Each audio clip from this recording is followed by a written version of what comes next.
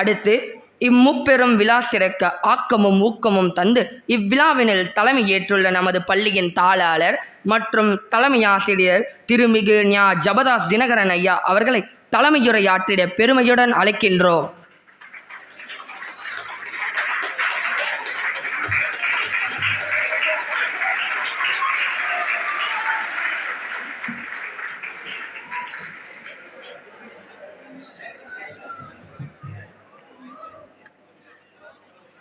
பெருந்தலைவர் காமராஜ் பிறந்தநாள் விழா, கல்வி வளர்ச்சி நாள் விழா மற்றும் தமிழ் இலக்கியம் என்ற தொடக்க விழா ஆகிய முப்பெரும் விழாவிற்கு சிறப்பு விருந்தினராக வருகை தந்திருக்கிறோம் கவிஞர் பேராசிரியர் திரு கு.இரா. தரன் அவர்களே மற்றும் இந்த விழா சிறப்பாக நடைபெற்று கொண்டிருக்கிறதுக்கு காரணமாக இருக்கிற அனைத்து தமிழ் ஆசிரியர் பெருமக்களே மற்றும் இந்த விழாவிலே கலந்து கொண்டிருக்கிற அனைத்து மாணவ மாணவியர்களே எல்லாருக்கும் முதல்கண் என் வணக்கத்தை தெரிவித்துக் கொள்கிறேன். இந்த நேரத்தில் காமராஜரை பற்றி சிறப்பான ஒரு நாடகம் நடித்து காட்டினார்கள். அதிலே சில குறிப்புகளை மற்றும் உங்களிடத்திலே கூறிவிட்டு கடந்து செல்லலாம் என்று ஆசைப்படுகிறேன். கல்வி கண் திறந்த காமராஜர், அதற்கு முன்னோடியாக கல்வி கண்ணை திறந்த நம்முடைய மிஷினரிமார்கள் அவர்களையும் இந்த நேரத்திலே கனிவுடன் நினைவு கூற நாம் கடமைப்பட்டிருக்கிறோம். 190 ஆண்டுகள் பழமை வாய்ந்த சென்னை கிறிஸ்தவ கல்லூரி மேல்நிலைப் பள்ளியிலே மிஷினரிமார்கள் reverend Anderson, reverend Miller, James Lowry, இதே போல ஸ்காட்டிஷ் மிஷினரிகளை கொண்டு உருவாக்கப்பட்ட பள்ளி தான் நம்மளுடைய சென்னை கிறிஸ்தவ கல்லூரி மேல்நிலைப் பள்ளி. இதை பொதுவாக மாணவர்கள் அறிந்து கொள்ள வேண்டும்.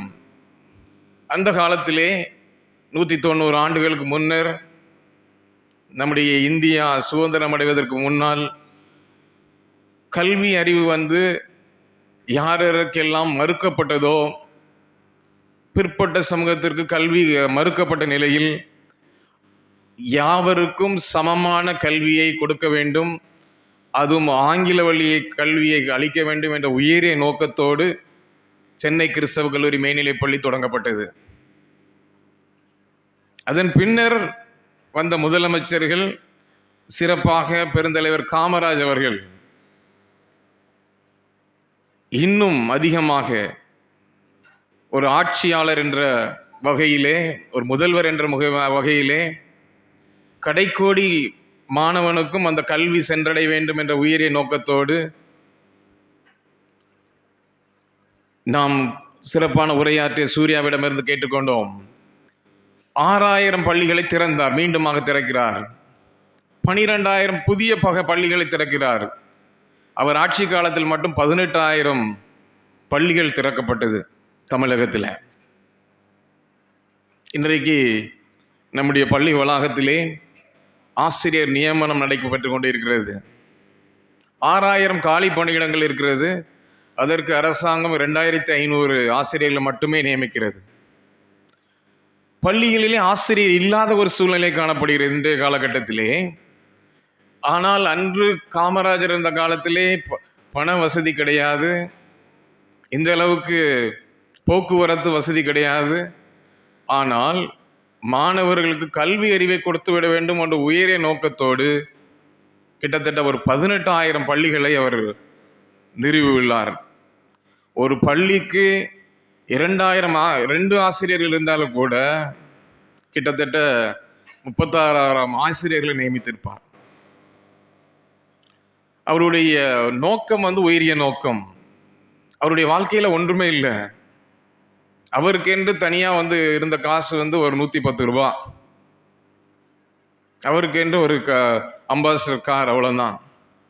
ஒரு முதலமைச்சர், நாட்டை ஆள்கின்றவர், தனக்கென்று இல்லாமல் பிறனுக்காக மற்றவெல்லாவற்றையும் துறந்தவர்.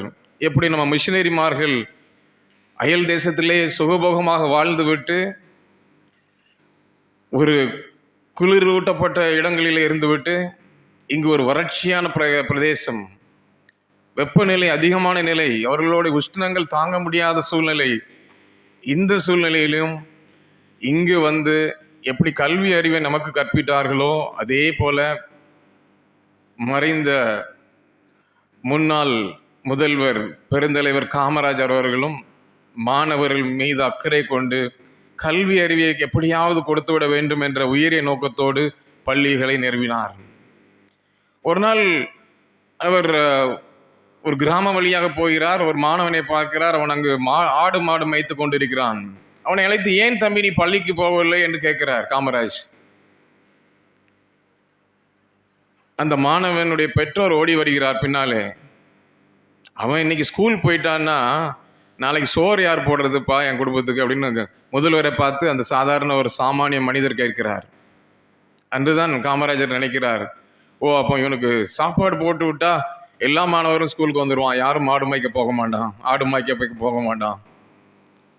அந்த ஒரு தூண்டுதலின் பேரில் மதிய உணவு திட்டத்தை கொண்டு வந்து எல்லா மாணவர்களுக்கும் சாப்பாடு மதிய உணவு வழங்கி மாணவர்கள் பசியோடு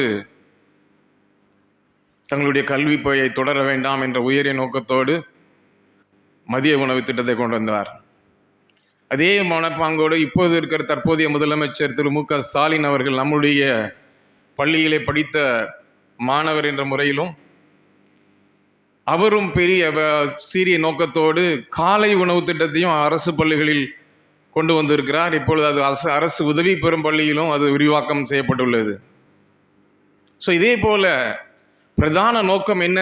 நம்ம மிஷினரி ஆண்டர்சனாக இருந்தாலும் சரி, மில்லராக இருந்தாலும் சரி, பெருந்தலைவர் காமராஜராக இருந்தாலும் சரி, அதே போல நம்மளுடைய முதல்வர் திரு மாண்புமிகு மு க ஸ்டாலினாக இருந்தாலும் சரி, மாணவர்கள் கல்வி அறிவை எப்படியாவது பெற்றுக்கொள்ள வேண்டும்.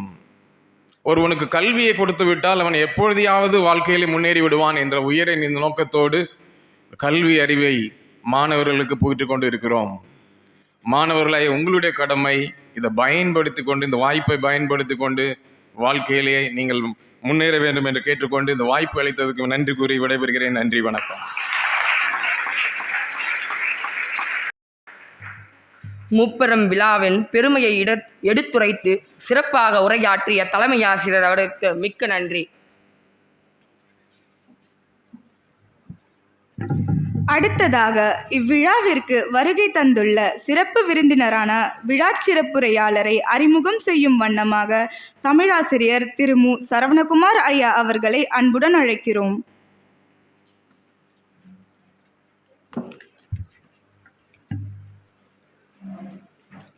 தொட்டனை தூறும் மணற்கேணி மாந்தர்க்கு கற்றனை தூறும் அறிவு.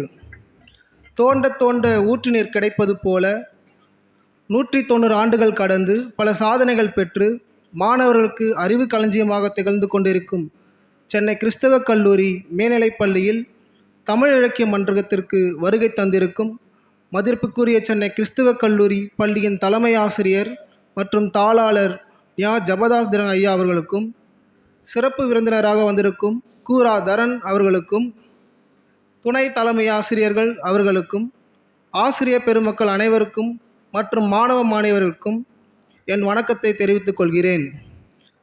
நம் பள்ளிக்கு சிறப்பு விருந்தினராக வந்திருக்கும் இவர் சிறந்த எழுத்தாளர், கட்டுரையாளர், மேடை பேச்சாளர், திரை இசை பாடலாசிரியர், கவிதையாளர் என பன்முக ஆளுமைத்தன்மை கொண்டவர்.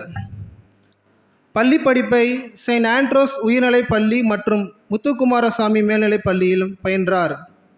பள்ளியில் படிக்கும்போதே கவி எழுதும் திறமை உள்ளவராக இருந்தார். லயோலா கல்லூரியில் இளங்கலை தமிழ் இலக்கிய பட்டமும், பிறகு சென்னை கிறிஸ்தவ கல்லூரியில் முதுகலை மற்றும் முனைவர் பட்டம் பெற்றார். இவருக்கு தமிழ் மீது உள்ள பற்றின் காரணமாக ஒரு துளி தமிழ், கடலை மீறிய நதிகள், விண்மீன்களின் விலாசம் என பல படைப்புகளுக்கு சொந்தக்காரர் ஆவார். அதுடன் நின்று விடாமல் இளம் பாரதி விருது, தமிழ் கவிஞர் விருது, இளம் பாடலாசிரியர் விருது, கண்ணதாசன் விருது, டாக்டர் மயில்சாமி அண்ணாதுரை அவர்களின் கைகளால் மாசிலா விஜயா விருது என பல விருதுகளை பெற்றுள்ளார்.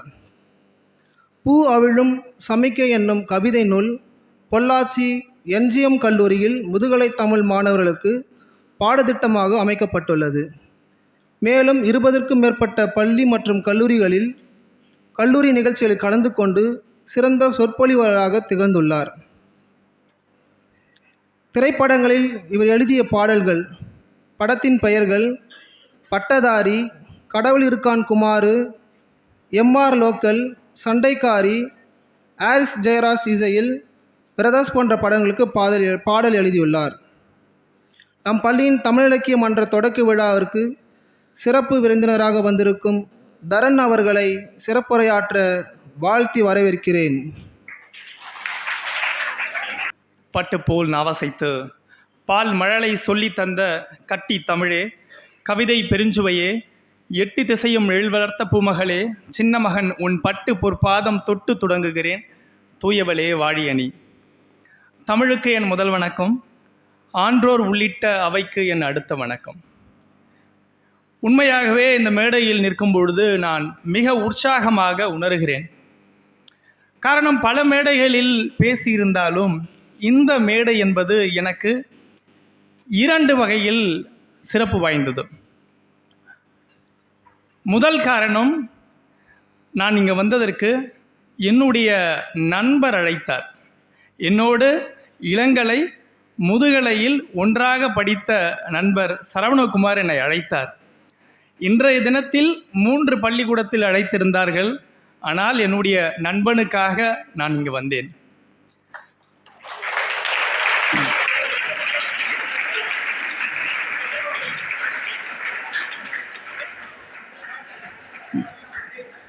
இரண்டாவது காரணம், நான் சென்னை கிறிஸ்தவ கல்லூரியின் மாணவன்.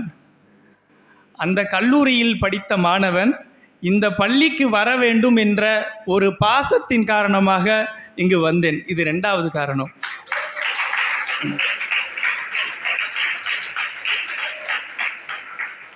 இதையெல்லாம் தாண்டி உட்கார்ந்துருக்கும் போது எனக்கு அவ்வளோ உற்சாகமாக இருந்தது. நான் பிரின்ஸிபல் கிட்ட கேட்டேன், சார் உட்கார்ந்துருக்கிறது எந்த பசங்கன்னு கேட்டேன். 11, 12னா புரிஞ்சு கை தட்டுவாங்க. ஆனால் சின்ன பசங்களும் உட்கார்ந்துருக்காங்களே, ஆனால் அவ்வளோ உற்சாகமாக கை தட்டுறாங்களே அப்படின்றதுக்காக கேட்டேன். 6வது 7வது கூட உட்கார்ந்துருக்காங்க, ஆனால் அவங்களாம் இலக்கிய மன்ற உறுப்பினராக இருக்கிறாங்க அப்படின்னாங்க. உண்மையாக சொல்கிறேன், 2009 பல மேடைகளில் நான் பேசி கொண்டிருக்கிறேன். இவ்வளோ உற்சாகமான ஒரு மேடையை இவ்வளோ சிறிய மாணவர்கள் இவ்வளோ உற்சாகமாக ஆரவாரம் செய்து கைதட்டி கொண்டாடுகிற மேடையை இன்றுதான் நான் காண்கிறேன். ஒரு கல்லூரி மேடை என்றால்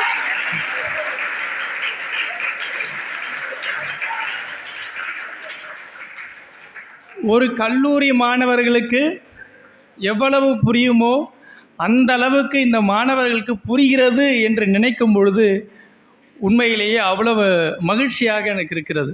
இந்த மேடையில் பேசுவது கொடுப்பினை என்று நான் நினைக்கிறேன். இங்கே முப்பெரும் விழா என்று போட்டிருந்தார்கள்.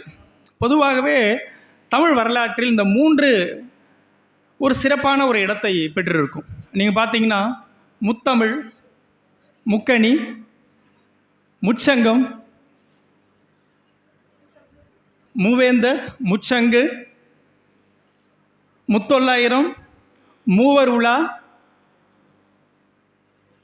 இப்படி 3 அடுக்கிக் கொண்டே போவார்கள். திருக்குறள் கூட 3 பால் என்று தான் பிரித்திருப்பார்கள். என்னென்ன பால்?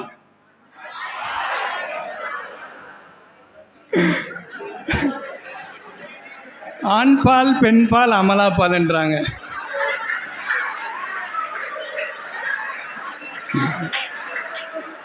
அறத்துப்பால், பொருட்பால், இன்பத்துப்பால். இப்போது 2000 வருஷத்து பாரம்பரியம் இந்த 3 என்று பிரிக்கக்கூடிய ஒரு பாரம்பரியமாக இருக்கிறது. நான் யோசித்து பார்க்குறேன், இந்த மாதிரியான இலக்கியம் என்ற விழாக்கள் ஏன் கல்லூரியிலையும் பள்ளியிலையும் ஏன் தொடர்ச்சியாக நடத்தி கொண்டே இருக்கிறாங்க? காரணம் என்ன? ஏன் நடத்துகிறாங்க? இந்த மேடையில் நான் மட்டுமல்ல, நீங்களும் பேசணும். ஏன்னா காமராஜரை பற்றி நான் பேச வந்த பல கருத்துக்களை முன்னாடி பேசின தம்பி பேசிட்டார். சரி, இன்னும் கொஞ்சம் ஏதாவது இருக்கும் அப்படின்னு பார்த்தா அந்த நாடகத்தில் சொல்லிட்டாங்க. அடுத்து வந்த பிரின்ஸிபலும் இருக்கிறத சொல்லிட்டாங்க, நான் அடிச்சுட்டே இருக்கிறேன் எடுத்துகிட்டு வந்த பாயிண்ட்டை. அப்போது அவ்வளோ அறிவார்ந்த ஒரு மேடையாக இருக்கிறது. உண்மையிலே படித்த இங்கே பேசிய மாணவர்களுடைய லா லா ழா மிக சுத்தமாக இருந்தது, மிக சுத்தமாக இருந்தது. நான் ஒரு தமிழ் ஆசிரியராக பேராசிரியராக அதை பார்க்கும் பொழுது புலகாங்கிதம் அடைந்தேன். அவ்வளோ சந்தோஷமாக இருந்தது. அதனால் இது ஒரு அறிவார்ந்த மேடை. நானும் பேசணும், நீங்களும் பேசணும். இலக்கிய மன்ற விழா ஏன் நடக்குது அப்படின்னு யோசித்து பார்க்கும்போது இந்த பாம்புக்கும் கீரிக்கும் சண்டை வருமா? அப்போ என்ன பண்ணுமா? பாம்பு கீரி அடிக்குமா, கீரி பாம்பு அடிக்குமா?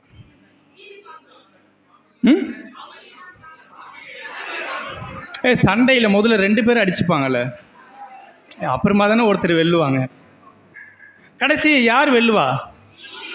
கீரி தான் வெல்லும்.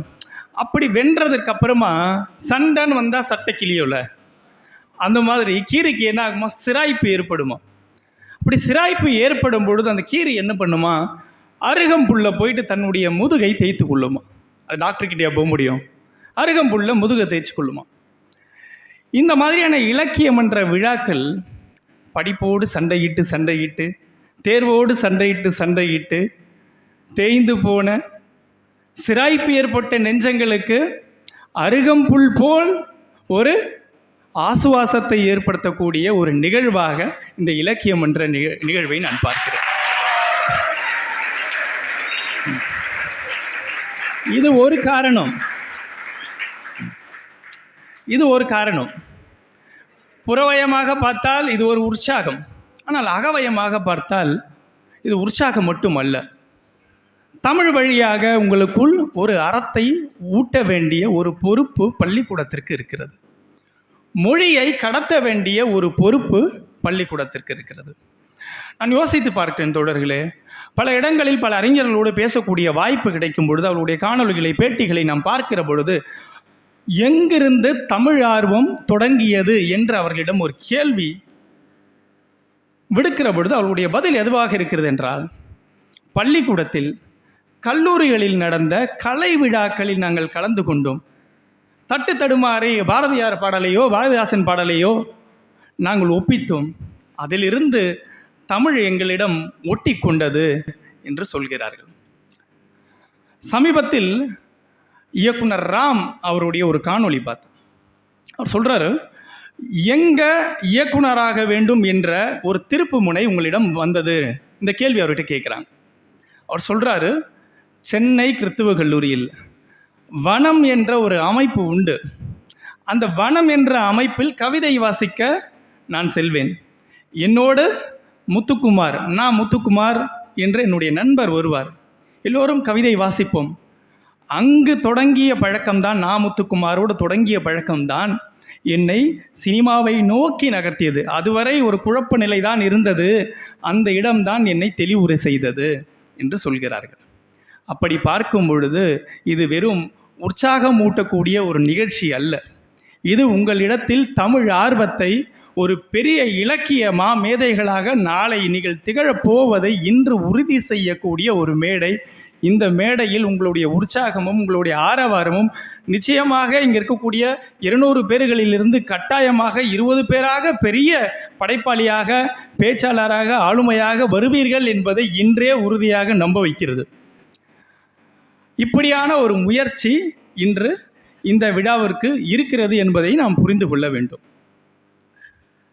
நான் என்னுடைய இலக்கியத்தை எப்படி தொடங்கினேன்னா, இந்த மாதிரியான ஒரு இலக்கிய விழாக்கள் மூலமாக தான் தொடங்கணும். நான் முதலில் படித்தது தமிழ் இலக்கியம் அல்ல. என்னை பற்றி வாசிக்கும் போது இளங்கலை முதுகலை முனைவர் பட்டம் என்று சொன்னார்கள். முனைவர் பட்டம் கூட முடிக்கவில்லை, தொடர்ந்து கொண்டு தான் இருக்கிறேன். ஆனால் அதுக்கு முன்னாடி நான் கணினியல் படித்தேன், பிசிஏ படித்தேன். அங்கே வந்த ஒரு தமிழாசிரியர் கவிதையை பற்றி, பாடல்களை பற்றி சுவைக்க சொல்வார். அப்பொழுதெல்லாம் பிசிஏவில் இடம் கிடைப்பதில் மிக அரிது, இன்றைக்கே அரிது தான். ஆனால் கிடச்சிருச்சு. ஆனால் எனக்கு தமிழ் போகணுன்னு ஆசை. ஏன்னா அந்த ஆசிரியர், அந்த பேராசிரியர் அப்படி பாடம் எடுப்பார். கவிதை போட்டி, கட்டுரை போட்டி, வினாடி வினா, பேச்சு போட்டி என எது வந்தாலும் என்னுடைய பேரை அவர் கொடுத்து விடுவார். நாளத்திலையும் பரிசையும் வாங்கி வந்து விடுவேன். அப்படி இருக்கிற பொழுது எனக்கு தமிழ் படிக்கணுன்ற ஒரு ஆசை. அந்த இடத்தில் நான் முடிவு செய்தேன், ஓராண்டு வீணானாலும் பரவாயில்லை, நான் தமிழுக்கு செல்கிறேன் என்று உடனே லயோலா கல்லூரிக்கு வந்து இளங்கலை தமிழ் படித்தேன். அன்று நான் எடுத்த முடிவுக்காக இன்றளவும் நான் பெருமிதமாகவும் மகிழ்ச்சியாகவும் உணர்கிறேன். ஏனென்றால் தமிழின் மூலமாகத்தான் தமிழ்நாட்டில் இருக்கக்கூடிய எல்லா கல்லூரிகளுக்கும் சென்று பேசி கொண்டிருக்கிறேன். தமிழ் தான் என்னை உயர்த்தியது. அதை தாண்டி என்னை அறிமுகப்படுத்தும் போது சொல்லியிருந்தார்கள், எம்ஜிஎம் கல்லூரியில் முதுகலை மாணவர்களிடம் என்னுடைய பூ அவிழும் சமிகை என்ற புத்தகம் பாடமாக இருக்கிறது. இது தமிழால் கிடைத்த பெருமை, கல்வியால் கிடைத்த பெருமை.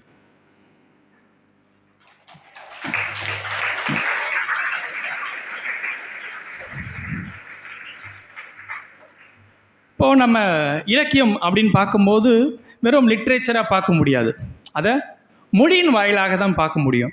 அப்போ மொழியை நம்ம உள்வாங்கினா தான் அதனுடைய உயரத்தை நாம் அளக்க தெரிந்தால்தான் நாம் மொழியை சுவைக்க முடியும். சரிதானே? வெறும் இலக்கியத்தை நாம் இலக்கியமாக உள்வாங்காமல் அதை சுவையாக மாற்ற வேண்டும்.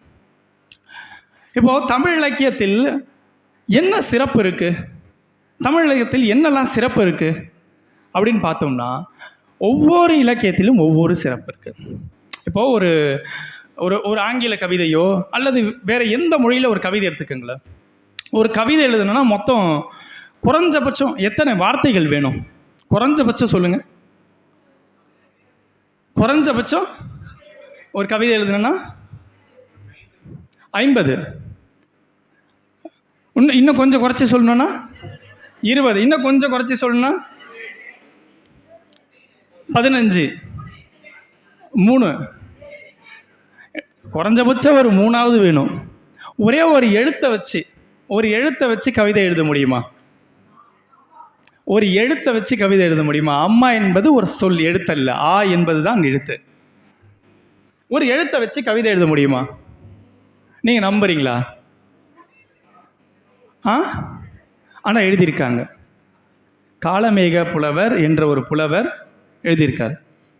தத்தி தாதூதுதி தாதுதி தத்துதி துத்தி துதைதி துதைதத்தா தாதுதி தித்தித்த தித்தித்த தாதேதி தித்தித்த தெத்தாதோ தித்தித்த தாது.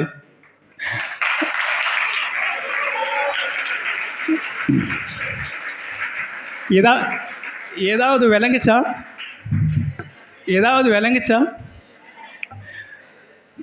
கடைசி வரைக்கும் எந்த எழுத்தை அவர் பயன்படுத்தினார்? சொல் அல்ல, எந்த எழுத்தை பயன்படுத்தினார்?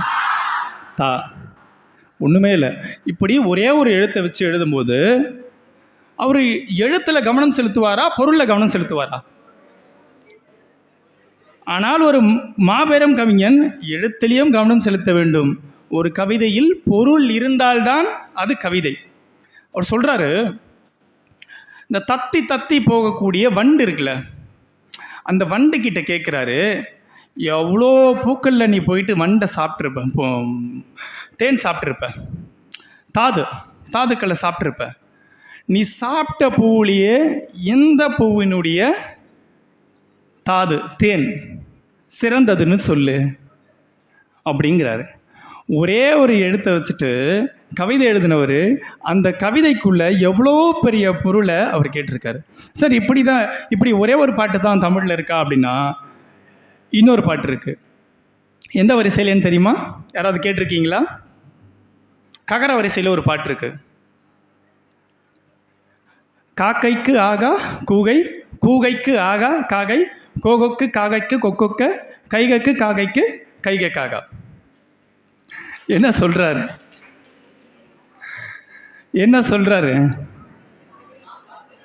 காக்கைக்கு ஆகா கூகை, கூகைக்கு ஆகா காகை, கோகொக்கு காகைக்கு கொக்கொக்க, கைகைக்கு காகைக்கு கைகை காகா. ஏதோ வயிறா மாதிரி இருக்கா? ஏதோ திட்டுறா மாதிரி இருக்கா? அவர் சொல்கிறாரு, இதுதான் அழகு. ஏன் தமிழில் நாங்களாம் வந்தோம், தமிழை ரசித்து அதுக்குள்ளே போனதுக்கான காரணம் என்னென்னா இந்த மாதிரியான பாடல்கள் தான். இது ஒரு முயற்சி தான் தம்பி. ஒரு குழந்தைகிட்ட தேன் அப்படின்னா நாக்கில் இருந்து எச்சில் வராது, எச்சி சொட்டாது. ஆனால் தேனை வச்சதுக்கு அப்புறமா தேனுன்னு சொன்னால் அந்த குழந்தைக்கு நாக்கிலிருந்து எச்சில் சொட்டும். இந்த முயற்சி கூட உங்கள் நாவுகளில் தமிழ் தேனை தடவக்கூடிய ஒரு முயற்சி. இப்போ நான் சொன்னல அந்த காக்கை, ஏதாவது பொருள் புரியுதா? ரொம்ப எளிமையான பொருள். ஒன்றும் இல்லை, இந்த காக்கா இருக்குல்ல, அது என்ன பண்ணுமா, பகலில் கூகைனா என்ன, ஆந்தை, அந்த ஆந்தையை வென்றுடுமா. ஆந்தை வெல்லணுன்னா என்ன பண்ணுமா, இரவில் தான் காக்கையை போய் அடிக்குமா. அந்த மாதிரி ஒரு அரசன் என்ன பண்ணுவானா, ஒரு கொக்கு இருக்குல்ல, கொக்கு என்ன பண்ண தெரியுமா, வெயிட் பண்ணும். எதுக்கு வெயிட் பண்ணும்? ஓடு மீன் ஓட உருமீன் வர காத்திருக்குமாம் கொக்கு. அந்த மாதிரி அந்த கொக்கு மாதிரி ஒரு அரசன் காத்திருந்து காலத்தை பார்த்து வெல்ல வேண்டும் என்பதை இந்த வெறும் ஒரு காலை வச்சு ஒரு புலவர் எழுதினார் பேர். அவரும் காலமேக புலவர் தான். அவ்வளோ பெரிய தத்துவத்தை சொல்கிறார். இது அரசனுக்கு மட்டும்தான் பொருந்துமா? உங்களுக்கு எப்படி பொருந்தும்? உங்களுக்கு எப்படி பொருந்தும்? காலம் எக்ஸாம் வர வரைக்கும் வெயிட் பண்ணி நல்ல மதிப்பெண் எடுக்கணும். அதுக்கு முன்னாடி என்ன பண்ணணும்? நீ வெயிட் பண்ணுறது என்னது? படிக்கணும். இப்படி எல்லா சூழலுக்கும் ஒரு மாணவனுக்கு பொருந்தும், ஒரு ஆசிரியருக்கு பொருந்தும், ஒரு பணியாளருக்கு பொருந்தும், எல்லாருக்குமே பொருந்தும். வெறும் காவிரிசையில் எழுதின புலவன் இவ்வளோ பெரிய ஒரு பொக்கிஷத்தை அதுக்குள்ளே என்ன பண்ணி வச்சுருக்காரு? ஒடிச்சு வச்சுருக்காரு. சரிங்க, இப்போது ஒரே ஒரு எழுத்தில் எழுதுனா தான் சுவையாக இருக்குது அப்படின்னா, இன்னொரு பாட்டை பார்த்தா அவையார் என்ன பண்ணுறாங்க, யாரையும் திட்டுறாங்க, பயங்கரமாக திட்டுறாங்க. திட்டுற இடத்துல என்ன ஆகுது, அது அவ்வளோ அழகான கவிதையாகுது. அது சொன்னால் தான் தெரியுது அவங்க திட்டுறாங்க அப்படின்றது. யாருக்காவது அந்த பாட்டு தெரியுமா? அவையாருடைய பாட்டு. 8 லட்சணமே யமனேரும் பரியே முட்டை மேற்கூரை இல்லா வீடு மட்டில் பெரியம்மை வாகனமே முட்டை மேற்கூரை இல்லா வீடு குலராமன் புதுவனே ஆரையடா சொன்னாய் அது. 8 லட்சணமே. அவங்கள யாரோ என்ன சொல்லிட்டாங்களாம், நாளிலை பந்தலடி அப்படின்ட்டு ஒரு விடுகதை போடுறாங்க. அதில் டீன்னு சொல்லிட்டாங்க, அவ்வளோதான். அவையார டீன்னு சொல்லிட்டாங்க. என்ன டீன்னு சொல்லிட்டாரு இவர் அப்படின்ட்டு என்ன பண்ணுறாங்க, இதுலேயே திட்டுறாங்க. 8 லட்சணமே யமனேரும் பரியே. 8 லட்சணம்னா என்ன? 8 அப்படின்றத தமிழில் ஆ என்று எழுதுவார்கள், கால் என்பதை வா என்று எழுதுவார்கள். அப்போது 8 அப்படின்னா அவலட்சணமே அப்படின்னு பொருளாம். அவலட்சணமே 8 லட்சணமே. யமன் ஏறும் பரியே. யமன் எதில் வருவார்? எருமையில் வருவார். எருமையே. முட்டை மேற்கூரை இல்லா வீடு. மேற்கூரை இல்லைன்னா அந்த வீட்டை என்ன சொல்லுவோம்? குட்டிச்சவரேனுவோம். மட்டில் பெரியம்மை வாகனமே. பெரியம்மைனா மூதேவி, அவங்களுடைய வாகனம் கழுதையே. குலராமன் தூதுவனே. குலராமன் தூதுவனே. ராமனுடைய தூதன் யாரு? அனுமன் யாரு? குரங்கே. அரையடா சொன்னாய் அது. ஆரைக்கீரையை தானே சொன்ன நீ அப்படின்றாங்க. அதாவது அந்த பாட்டுக்கும் அர்த்தம் சொல்கிறாங்க. அது விடுகதைக்கும் அந்த பாட்டில் அர்த்தம் இருக்குது. அதே நேரத்தில் அவங்களுடைய கோபத்தையும் அதில் வெளிக்காட்டுறாங்க. இது தமிழினுடைய சிறப்பு. திருக்குறளில் ஒரு திருக்குறள் உண்டு. அதாவது பற்று இல்லாத வாழ்க்கையை நீங்கள் வாழணும். எதெல்லாம் விட்டு நீங்கள் விலகி இருக்கீங்களோ, அதெல்லாம் உங்களுக்கு துன்புறுத்தாது. யாதனின் நீங்கியான் நோதல் அதனின் இளன். என்ன விஷயம் சொல்லுது இந்த திருக்குறள்? பற்று இல்லாமல் வாழ்ந்தீங்கன்னா, எதெல்லாம் நீ பற்று இல்லாமல் வாழ்கிறையோ அதெல்லாம் உன்னை துன்பம் செய்யாதுன்னு சொல்கிறாங்க. அதை சொல்ல வந்த திருவள்ளுவர் என்ன பண்ணுறாரு, அது சொல்லும்பொழுது நம்ம உதடு ஒட்டாத மாதிரி அந்த திருக்குறளில் எழுதியிருக்காரு. நீங்கள் சொல்லி பாருங்களேன். யாதனின் நீங்கியான் நோதல் அதனின் இளன். ஒட்டுச்சா? அப்போ இதை கான்ஷியஸாக பண்ணியிருக்காரா? திருவள்ளுவர் அப்படின்னா அதுக்கு அடுத்த குறளில் பற்று பற்றி பேசுகிறாரு. பற்று பற்றி பேசுகிறாரு. பற்றுக பற்றற்றான் பற்றினை அப்பற்றை பற்றுக பற்று விடற்கு. பற்று பற்றி பேசுகிற பொழுது என்ன சொல்கிறாரு? எல்லா சொல்லுலையும் என்ன ஆகுது? உதடு ஒட்டுது. அப்போ தமிழினுடைய சுவை எப்படி இருக்கு பாருங்க. இந்த மாதிரி தமிழை நாம் ரசித்து படிக்கும் பொழுது தமிழ் நமக்கு சுவை கூட்டி தரும். இந்த இலக்கியமன்ற விழாக்களில் நாம் அதைத்தான் கற்றுக்கணும். இன்னைக்கு என்ன நாள்ப்பா? கல்வி வளர்ச்சி நாள். ஏன் கல்வின்னு சொல்கிறோம்? படிப்புன்னு சொல்லலாம்ல. ஏன் கல்வின்னு சொல்கிறோம்? ஏன் கல்வி படிப்பு ரெண்டுமே வேற வேறையா ஒன்றா? ஒன்று தானா? வேற வேறையா? இப்போது தவறு தப்புன்னு சொல்லுவாங்கள்ல. தவறு தப்பு ஒரு பாட்டில் கூட வரும்ல. தவறு என்பது தவறி செய்வது, தப்பு என்பது தெரிந்து செய்வது. அப்போது தவறு வேற தப்பு வேறு. இந்த துணிச்சல் தைரியத்துக்கு ஒரு உதாரணம் சொல்லுவாங்க, தெரியுமா? துணிச்சல்னா நம்ம ஒன்று தீர்க்கமாக செய்ய மாட்டோம், அது துணிச்சல். தைரியம் அப்படின்னா ரொம்ப தீர்க்கமாக செய்வோம், தைத்து நிற்போம், அதுதான் தைரியம். அதனால தான் துணிச்சலை யாராவது ஒருத்தர் கொள்ளை அடிச்சிட்டான் அப்படின்னா துணிகர கொள்ளை அப்படின்னுவோம். யாராவது ஒருத்தவங்க ஏதோ ஸ்டன் பண்ணுறாங்க அப்படின்னா துணிகர செயல் அப்படின்னுவோம். அந்த கொள்ளை அடிச்சுட்டு போயிடுவாங்க, இதை பண்ணிட்டு போயிடுவாங்க. ஆனால் தைரியத்தில் நாம் தைத்து நிற்போம், தீர்க்கமாக நிற்போம், அதுதான் தைரியம்.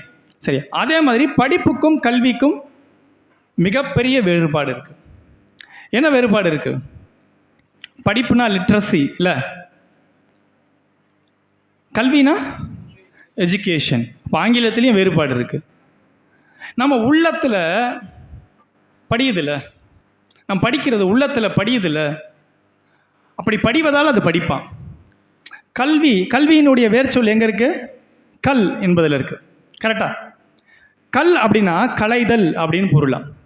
இப்போ படிப்பு வெளியிலேருந்து ஏதோ ஒன்று உள்ளே வருது, கல்வியில் உள்ளே இருக்கிற ஏதோ ஒன்று வெளியில் போகுது. என்ன போகணும்? உள்ளே இருந்து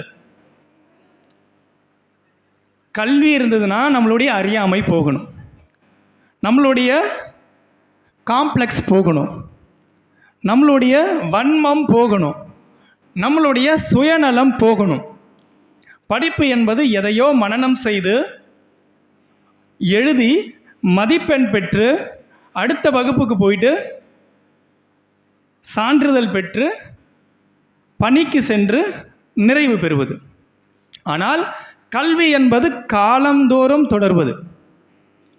இப்போ ஒரு உதாரணம் சொல்கிறேன் பாருங்களேன். ஒரு ஒலிம்பிக் போட்டி 1988 நடக்குது. உலக கண்கள் எல்லாம் அந்த ஒலிம்பிக் போட்டியை தான் பார்க்குது. பூசன் நகரில் நடக்குது. அதில் கனடா நாட்டை சேர்ந்த லாரன்ஸ் லெமியக்ஸ் அவருடைய படகு தான் ரொம்ப வேகமாக போயிட்டுருக்கு. அவர் தான் ஜெயிக்க போகிறாரு. கனடா நாட்டுக்காரர்கள்லாம் கொண்டாடவே ஆரம்பிச்சிட்டாங்க. ஏன்னா நடக்கிறது ஒலிம்பிக் போட்டி, ரொம்ப பல வருஷ கனவு. கரெக்டாக? ஒலிம்பிக்கில் ஜெயிக்கிறது நாட்டினுடைய கனவு இல்லை. எல்லாருமே ஆரவாரமாக பார்த்துட்ருக்குறாங்க. இங்கேருந்து ஒரு 100 மீட்டர் தான் போனால் வெற்றி கோடு அவருக்கு. யார் ஜெயிக்க போகிறா? லாரன்ஸ் லெமியக்ஸ் ஜெயிக்க போகிறாரு. அவர் அப்படி போயிட்டே இருக்கும் பொழுது பின்னாடி ஒரு படகு வருது. எந்த நாட்டு படகு? சிங்கப்பூர் படகு வருது. 2வது இடத்துல அவர் இருக்கார். இப்படி திரும்பி பார்க்குறாரு, ஏதோ சத்தம், திரும்பி பார்க்குறாரு, சிங்கப்பூர் படகு கவிழ்ந்துருச்சு. நடக்கிறது எந்த போட்டி? ஒலிம்பிக் போட்டி. ஜெயிக்கிறது எவ்வளோ முக்கியம்? அவருக்கு மட்டும் இல்லை, நாட்டுக்கே முக்கியம். திரும்பி பார்க்குறார் லாரன்ஸ், சிங்கப்பூர் படகும் அதுக்கு பின்னாடி வந்த படகும் கவிழ்ந்துருக்குது. 2 பேர் விழுந்திருக்கிறாங்க. 100 மீட்டரில் வெற்றி இருக்குது. லாரன்ஸ் என்ன பண்ணார்? ஒரு நிமிஷம் கூட யோசிக்கல, கீழே விழுந்தார், தண்ணியில் குதிச்சார். அந்த சிங்கப்பூர் படகையும் பக்கத்தில் இருந்தவரையும் தூக்குனார், காப்பாற்றினார். அந்த ஒலிம்பிக் போட்டியில் லாரன்ஸ் வெற்றி பெறவில்லை 1988 ஆனால் இன்று வரை ஒலிம்பிக் போட்டி நடைபெறும் பொழுது லாரன்ஸினுடைய நினைவை சொல்லிக்கொண்டே இருப்பார்கள். என்றோ தோல்வியடைந்த லாரன்ஸ் இன்று வரை வெற்றி பெற்று கொண்டே இருக்கிறார் என்றால் அது கல்வியினுடைய வெற்றி, படிப்பினுடைய வெற்றி அல்ல. புரியுதா? கல்வி என்பது சமூகத்துக்கானது. நம் கண்ணெதிரே ஒரு உயிர் போராடி கொண்டிருக்கிற பொழுது நாம் வெற்றி அடைய நினைத்தால் நாம் படித்தவர்கள். அந்த வெற்றி வேண்டாம், இந்த உயிரை காப்பாற்ற வேண்டும் என்று நினைத்தால் நாம் கல்வியாளர்கள். நீங்கள் படிப்பாளியா கல்வியாளரா? கல்வியாளர்.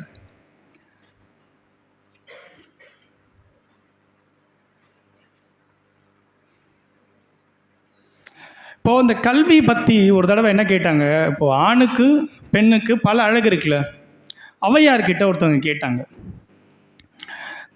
பெண்ணுக்கு அழகுனா என்ன என்ன என்ன அழகு சொல்லுவீங்க அப்படின்னாங்க. ஔவையார் சொன்னாங்க, ஒரு பெண்ணுக்கு கூந்தல் பெருசாக இருக்கும்ல அது அழகுன்னு சொல்லுவாங்க, நீங்கள் நம்பிடாதீங்க. மஞ்சள் பூசின முகம் இருக்கும்ல அது அழகுன்னு சொல்லுவாங்க, நீங்கள் நம்பிடாதீங்க. இந்த புடவை கட்டினாங்க இல்லை சல்வார் போட்டாங்கன்னா அந்த பார்டரில் அழகாக ஓவியம்லாம் வரைஞ்சிருப்பாங்க, அது அழகுன்னு சொல்லுவாங்க, நம்பிடாதீங்க. அப்போ எதுங்க அழகு அப்படின்னா குஞ்சழகும் கொடுந்தானை கோட்டழகும் மஞ்சள் அழகும் அழகல்ல, நெஞ்சத்து நல்லம் யாம் என்னும் நடுவு நிலைமையால் கல்வி அழகே அழகு. என்ன சொல்கிறாங்க? நடுவு நிலைமையால் கல்வி அழகே அழகு. ஒரு பெண்ணுக்கு எது அழகுனா முகத்தில் இருக்கிற அழகோ, ட்ரெஸ்ஸில் இருக்கிற அழகோ, கூந்தலில் இருக்கிற அழகோ அழகில்ல, கல்வி தான் ஒரு பெண்ணினுடைய மிகப்பெரிய அழகு அப்படின்னு சொல்லிட்டு என்னைக்கு பேசியிருக்கிறாங்க ஔவையார். இன்றைக்கி நம்ம கல்வி வளர்ச்சி நாள் பேசிகிட்டு இருக்கோம், ஏறக்குறைய 2000 வருஷத்துக்கு முன்னாடி பேசியிருக்கிறாங்க. சரி, இப்போ பெண்ணுக்கு தான் இது அழகு, அப்போ ஆணுக்கு யாராவது சொல்லியிருப்பாங்களே ஆணுக்கு எது அழகு அப்படின்னு சொல்லிட்டு ஏழாவது ஆசிரியர்கிட்ட கேட்டாங்களா ஆணுக்கு என்ன அழகு அப்படின்னா 6 பேக் வைப்பாங்களே அது அழகில்லை. 6 பேக் வச்சுட்டு இடையை காட்டுறது அழகில்லை. ஜிம்லாம் போயிட்டு பைசப்ஸை காட்டுறது அழகில்லை. நல்லா ராஜ நடை நடக்கிறது அழகில்லை. இந்த பேசும்பொழுது அந்த கழுத்து நரம்பு புடைக்கும்ல சில பேருக்கு, ஆண்களுக்கு, அது கூட அழகில்லை. அப்போ எது அழகு அப்படின்னும் போது ஏழாவது ஆசிரியர் சொல்கிறாரு, இடையின் வனப்பும் தோளின் வனப்பும் ஈடின் வனப்பும் நடையின் வனப்பும் நாணின் வனப்பும் புடைசால் கழுத்தின் வனப்பும் வனப்பல்ல, என்னோடு எழுத்தின் வனப்பே வனப்புங்கிறார். அப்போ ஆணுக்காக இருந்தாலும் பெண்ணுக்காக இருந்தாலும் எது அழகு? கல்வி அழகு. இன்றைக்கி காமராஜர் அவருடைய பிறந்தநாள் விழா. இந்த செய்தியோடு நான் நிறைவு செய்கிறேன். உண்மையிலேயே நான் பேச வந்ததையெல்லாம், காமராஜரை பற்றி பேச வந்ததையெல்லாம் முன்னாடி இருந்தவங்க நிறைய சொல்லிட்டாங்க. அதில் சொல்லாத செய்தியை மட்டும் சொல்லிவிட்டு நான் இடம் சார கடமைப்படுகிறேன். காமராஜருடைய பிறந்தநாள். ஆனால் காமராஜர் சொன்னாலே, காமராஜர் மொத்தம் எத்தனை ஆண்டுகள் ஆட்சி செஞ்சார்? 9 ஆண்டுகள். சிறப்பு, 9 ஆண்டுகள் ஆட்சி செஞ்சார். காமராஜருடைய காலத்தில் தான் தொழில் புரட்சி நடந்தது. கரெக்டாக நிறைய தொழிற்சாலை கொண்டு வந்தார். என்எல்சி அவர் தான் கொண்டு வந்தார். பெரம்பூரில் இருக்கிற ரயில் பெட்டி தொழிற்சாலை அவர் கொண்டு வந்தது. காகித தொழிற்சாலை கொண்டு வந்தார். திருச்சியில் இருக்கக்கூடிய பெல் தொழிற்சாலை அவர் தான் கொண்டு வந்தார். இந்த மாதிரி நிறைய தொழிற்சாலை சொல்லும். அணைகள், மணிமுத்தாறு, ஆரணியாறு, பல அணைகள் சொல்லலாம். மேட்டூர் அணை, அந்த மாதிரி நிறைய அணைகள் சொல்லலாம். ஆனால் தொழில் புரட்சி பண்ணியிருக்காரு, அணை புரட்சி பண்ணியிருக்காரு. ஆனால் ஏன் கல்வியோட காமராஜரை ஒப்பிடுறாங்க? தொழில் புரட்சியும் அணை புரட்சியும் செய்வதற்கு அவருடைய கருவூலத்தில் காசு இருந்தால் போதும், கரைபடியாத கை இருந்தால் போதும். ஆனால் ஒரு தலைவர் இந்த சமூகத்தின் மீது மிகப்பெரிய காதலும் கனவும் கொண்டிருந்தால் மட்டும்தான் இத்தனை பள்ளிக்கூடங்களை திறந்திருக்க முடியும். சொன்னாங்க 6000 பள்ளிக்கூடங்கள் மூடப்பட்டிருந்தது, அதை திறந்தார். அது இல்லாமல் 12000 பள்ளிக்கூடம் சொன்னாங்க, 13000 பள்ளிக்கூடங்களை திறந்தார். அதில் இல்லாத சாதனை எது தெரியுமா? வெறும் 19 லட்சம் மாணவர்கள் அன்னைக்கு படித்துட்டு இருந்தாங்க. அந்த 19 லட்சம் மாணவர்களை 60 லட்சம் மாணவர்களாக, படிக்கும் மாணவர்களாக பள்ளிக்கூடங்களை நோக்கி நகர்த்தி விட்டார். அதுதான் மிகப்பெரிய சாதனை. வெறும் 7% இருந்த படிக்கும் மாணவர்களுடைய எண்ணிக்கையை 37% காமராஜர் மாற்றினார். அதனால்தான் அவரை என்ன சொல்கிறோம்? கல்வி கண் திறந்த காமராசர். எல்லாரும் தலைவர்கள் தான், இவர் மட்டும்தான் பெருந்தலைவர். வெறும் பள்ளிக்கூடத்தை மட்டும் திறந்தாரா? இல்லை. ஒரு பையன் ஸ்கூலுக்கு போகலன்னா அவர் எந்த பக்கம் காரில் போயிட்டு இருந்தாலும் நின்று ஏன் ஸ்கூலுக்கு போகலன்னு கேட்பார். ஒரு முறை ஒரு கண்டக்டர் ஒரு பள்ளி மாணவரை அடிச்சிட்டாராம். அடித்த உடனே பசங்கள்லாம் ஸ்ட்ரைக் பண்ணுறாங்க. உடனே அந்த பக்கம் போயிட்டு இருந்த இவருக்கு என்ன அங்கே ஸ்ட்ரைக் நடக்குதுன்னு போய் பார்க்க போயிருக்காரு. போனால் பள்ளி மாணவர்கள் ஸ்ட்ரைக் பண்ணுறாங்க, என்னை அடிச்சிட்டாங்க அப்படின்ட்டு வந்தார். எந்த கேள்வியுமே கேட்கல. அந்த கண்டக்டர் டிஸ்மிஸ் அப்படின்ட்டார். சொல்லிட்டு எல்லாம் கலைஞ்சு போங்க அப்படின்ட்டார். காரில் ஏறணுன்னு உதவியாளர்கள் கேட்குறாங்க, ஐயா நீங்கள் எதுவுமே கேட்கலையே, என்னன்னு கேட்டுட்டுலே நீங்கள் டிஸ்மிஸ் பண்ணிருக்கணும் அப்படின்னு. அடுத்தது சொல்கிறாரு, நான் என்ன ஏதுன்னு கேட்குறதுக்குலாம் அங்கே நேரம் இல்லை, பசங்க பள்ளிக்கூடத்தை விட்டுட்டு போராட்டம் பண்ணிகிட்டு இருக்கிறாங்க, டிஸ்மிஸ் பண்ணவரை 3 நாள் கழித்து வர சொல்லுங்கள், நான் அவர்கிட்ட பேசுகிறேன், முதல்ல பசங்க போய் படிக்கணும், அதுதான் முக்கியம் அப்படின்னார். அவருடைய அம்மா இறந்துருந்தாங்க. என் மரியாதைக்குரிய நெல்லை கண்ணன் ஐயா இதை பதிவு செய்கிறாங்க. அவருடைய அம்மா இறந்திருந்தபோது நிறைய கல்லூரி மாணவர்கள், பள்ளி மாணவர்கள் அவங்க அம்மாவை பார்க்குறதுக்காக வந்திருக்கிறாங்க. உடனே காமராசர் சொல்லியிருக்கிறாரு, உங்களுக்கு என்ன இங்கே வேலை, உங்களுக்கு என்ன இங்கே வேலை, நீங்கள் என்ன பண்ணணும், படிக்கணும். இது இல்லை, நானே இன்றைக்கி நைட்டோடு கிளம்பிடுவேன், நீங்கள் படிக்கிறத விட்டு வரக்கூடாதுன்னு சொல்லிட்டு அத்தனை பேரையும் பத்திரமாக அனுப்பிவிட்டார். அப்போது வெறும் பள்ளிக்கூடத்தை திறந்தது மட்டுமல்ல, கல்விதான் முக்கியம் என்பதை க்ஷணந்தோறும் தினந்தோறும் சொல்லிக்கொண்டே இருந்த ஒரு மிகப்பெரிய தலைவர் யார் அப்படின்னா அவர் தான் காமராஜர். அவருடைய பிறந்த நாளில் இன்னைக்கு இலக்கிய மன்ற விழாவும் கல்வி வளர்ச்சி நாள் விழாவும் உங்களுடைய பள்ளியின் தொடக்க விழாவும் இலக்கிய மன்ற விழாவும் முப்பெரும் விழாவாக நடந்து கொண்டிருக்கக்கூடிய இந்த நிகழ்ச்சியில் கலந்து கொண்டு பேசியதை நான் பெரும் வாய்ப்பாக எண்ணி விடைபெறுகிறேன். நன்றி, வணக்கம்.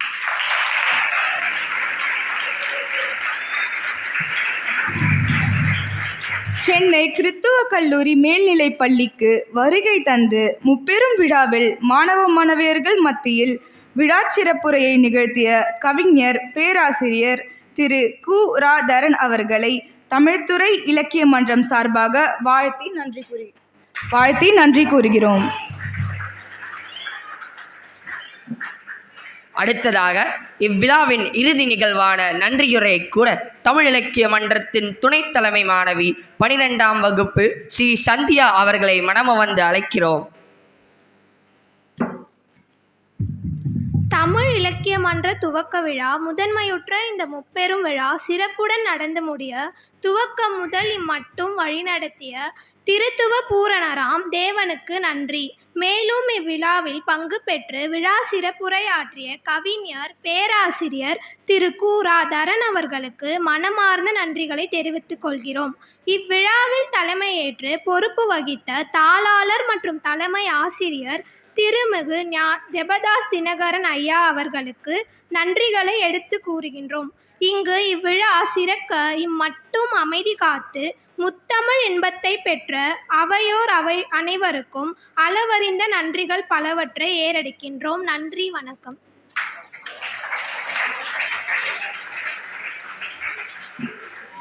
இப்போது நாட்டுப்பண் பாடலுக்கு அவையோர் அனைவரும் எழுந்து நிற்கும்படி பணிவன்புடன் வேண்டுகிறோம்.